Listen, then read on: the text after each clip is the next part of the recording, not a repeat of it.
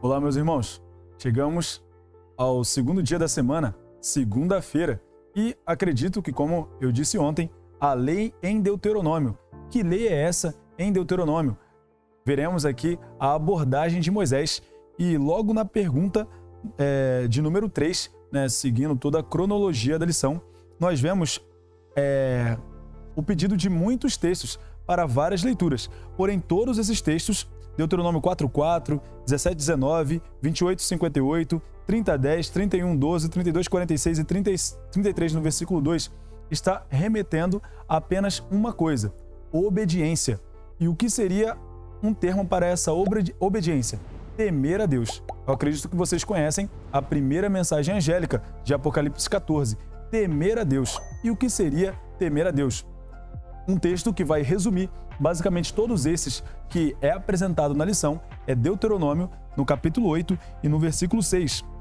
Deuteronômio 8, no versículo 6, diz assim, guarda os mandamentos do Senhor teu Deus, para andares nos seus caminhos e o temeres. Se nós fizéssemos uma volta de trás para frente, seria para guardar os mandamentos, para temer a Deus, guarde seus mandamentos. Ou seja, nós encontramos Moisés falando para o povo temer a Deus, ou seja, guardar os seus mandamentos, para que Deus pudesse continuar com eles, continuar dando bênçãos a eles. Por quê? Na minha resposta, e será a única resposta pessoal que eu direi para vocês, eu coloquei, antes de ler a minha resposta, lerei a pergunta. O que é citado continuamente e por que isso é tão importante para o povo?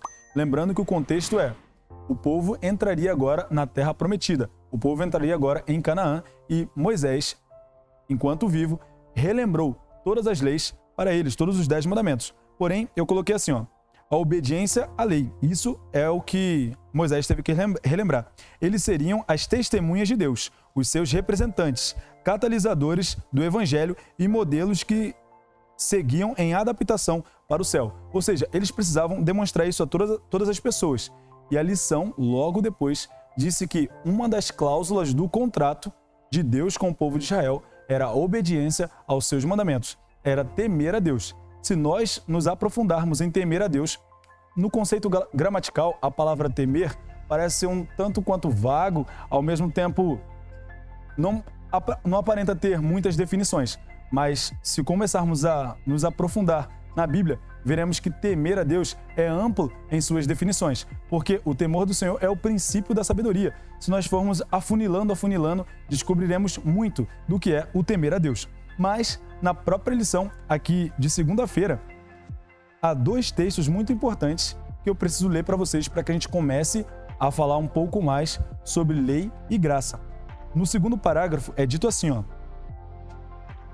Paulo, concluímos, pois, que o ser humano é justificado pela fé independente das obras da lei.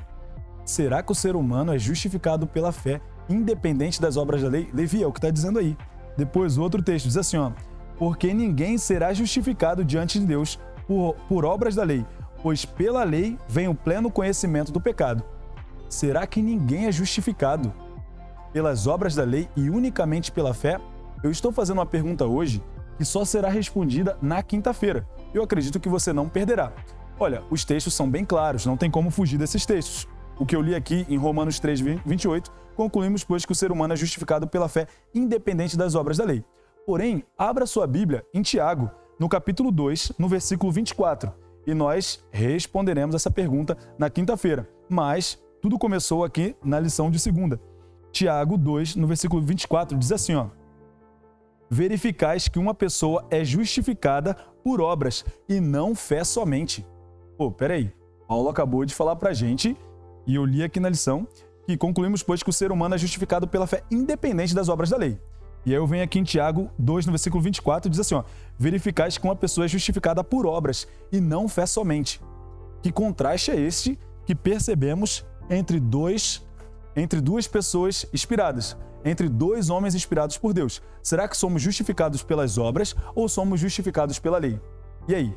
Pela fé. Aliás, somos justificados pela fé ou somos justificados pelas obras? Como conseguimos conciliar Tiago e Paulo? Paulo disse uma coisa, Tiago disse outra. Mas eu preciso continuar aqui. Aqui a lição, né, na parte de segunda, disse que as obras são a evidência de que você foi salvo. Porque Jesus, em João 14,15, diz: se me amais, se vocês me amam, guardarão os meus mandamentos. E logo aqui no último período da lição, diz assim, ó, em toda a história, o relacionamento do Senhor com o seu povo da aliança envolve a graça e a lei. A graça nos perdoa a transgressão da lei e nos permite obedecer-lhe. A obediência resulta do nosso resultado com a aliança para com ele.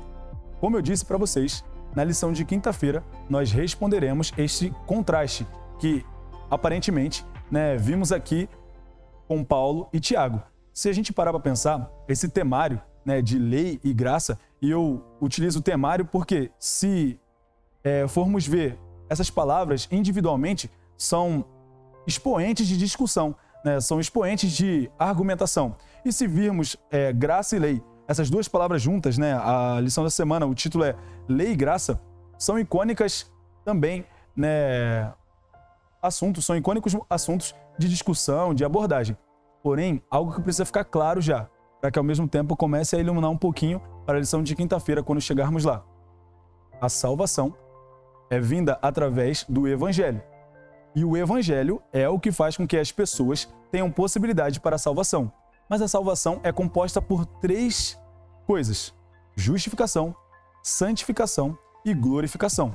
Para que a gente consiga juntar Paulo e Tiago, nós precisamos ter esses conceitos claros em nossas mentes, para que talvez, se eu contar aqui alguma história, algum exemplo, você não possa se perder. Tudo bem? Então, lição de segunda-feira, a lei em Deuteronômio, o resumo dela é Moisés esclarecendo ao povo que eles deveriam cumprir as cláusulas do contrato, ou seja, permanecerem fiéis, porque unicamente obedecendo à lei de Deus, eles conseguiriam ser testemunhas para as demais pessoas e, ao mesmo tempo, testificarem que eles eram filhos de Jeová, filhos de Deus. Tudo bem? Então esteja conosco na lição de terça-feira. Lição de terça-feira fará girar um pouquinho para o seu bem. O que Deus deu para o nosso bem? Espero vocês na lição de terça-feira.